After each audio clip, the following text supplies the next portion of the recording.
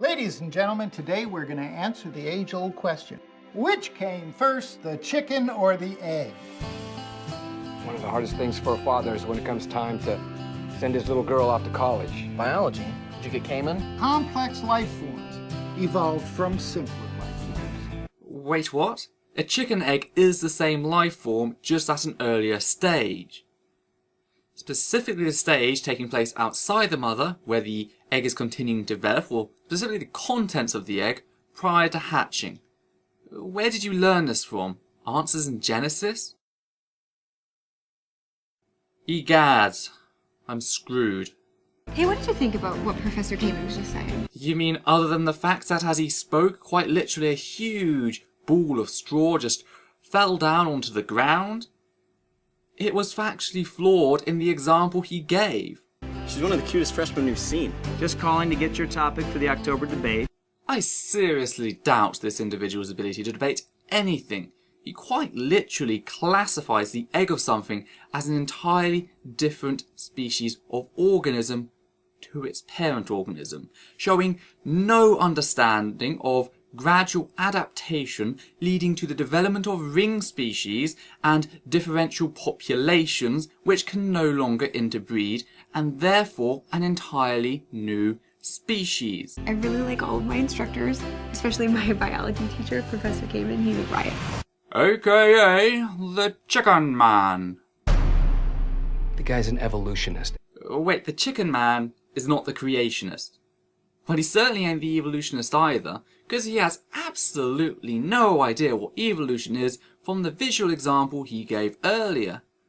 He may think that he's an evolutionist, but is just as stupid as those creationists who believe that metamorphosis has anything to do with evolution. And now he's added fetal development to the list. Well done, creationism. You're adding more stupidity by the hour. And there's nothing in the whole course description about biblical creation as even a plausible alternative. Ooh, dramatic and spooky. Yet to answer your question, creationism is not a viable alternative to the biodiversity of life on Earth due to the fact of genetic ancestry. That's right, genetic science. All our public schools and universities teach evolution as the answer to the origins of life. I am surrounded by morons. Not a single credible individual on this planet teaches evolution as the origins of life. Evolution has fuck all to do with the origins of life, merely discussing the biodiversity of life that has occurred and evolved since life began.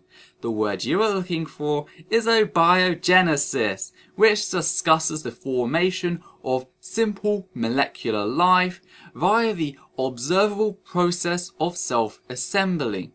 So far, I'm waiting for one actual point that has fuck all to do with evolution. Don't you think Professor Cayman has some good concepts? He could be right. Have you ever seen that thing that Cayman does where he shows how we all came from apes? Nope, we didn't come from apes. We are apes, by every definition, and this is supported by both taxonomical evidence, i.e. our bone structure, as well as the genetic evidence. So, yeah, we are apes, buddy. Life comes from life. It doesn't come from non-life. Well done, boy, you're now stuck with an infinite regress. Claims that life cannot come from non-life. Did you not read the Bible, where God quite literally scooped up earth and breathed life into it? And if you claim that God is life, then where did God's life come from? Infinite regress again. Fact is, I would agree with you on the fact that life cannot come from dirt. You see, dirt lacks many of the advanced compounds which are required for the process of self-assembly, hence we should be looking at the clays and the primordial oils that existed at the time that life began. Yet again, none of this has anything to do with evolution, discussing the process of abiogenesis. Geez, for a movie that apparently takes place on a campus, could you guys not please do some actual learning? Evolution versus creationism, what do you say? Professor Cayman, my dad can't debate you. Too fucking right. A debate actually requires an individual to know the position they are defending, which, quite frankly and clearly, nobody in this trailer knows fuck all about evolution. If I were you, I'd get out of it. I've never done anything like this before.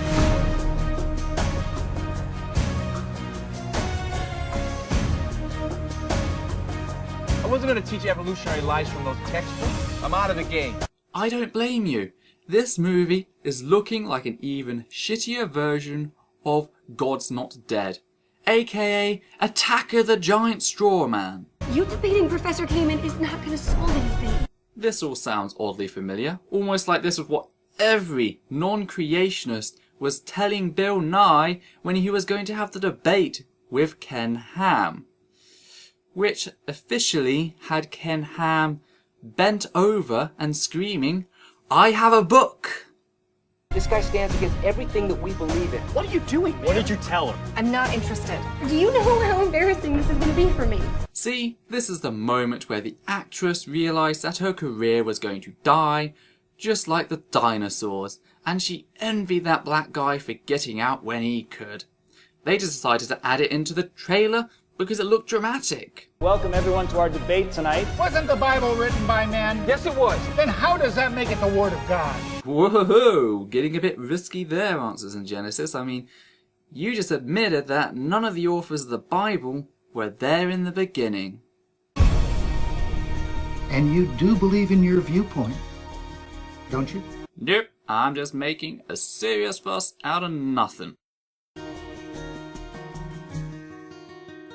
So yes, that was the end, and this is not my usual thing. I decided, what the hell, let's have some fun, and yes, that's what I did. So yeah.